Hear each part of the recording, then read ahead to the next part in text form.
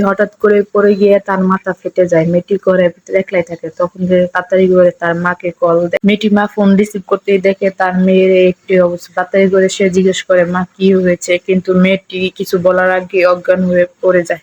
তখন সে তাড়াতাড়ি করে তার বাবাকে কল দিয়ে বলতে থাকে, কিন্তু তার বাবা কিছুই শোনে না, কারণ সে তার প্রেমিকার সাথে ডেটিং এ যায়। তখন এই মেয়েটির মা দৌড়ে গাড়িতে উঠে, আর ওদিকে পানি পড়তে পড়তে চুলাটি হঠাৎ করে লিভে যায়। আর এদিকে মেয়েটির মা এসে দরজার মধ্যে চিল্লাচিল্লি করে, তার বাবাকে ফোন দেয় পাসওয়ার্ডের জন্য, কিন্তু তার বাবা তখনও ফোনটি রিসিভ করে না ভালো মতে।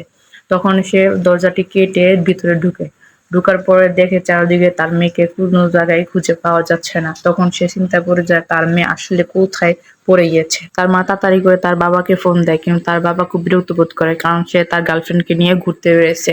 বাচ্চাটির মা আর কোনো উপায় না পেয়ে লাস্ট পর্যন্ত পুলিশের হেল্প নিল, কিন্তু তারপরও তারা তাকে খুঁজে পেল না। নেক্সট দেখার জন্য চ্যানেলটি সাবস্ক্রাইব করে রাখুন।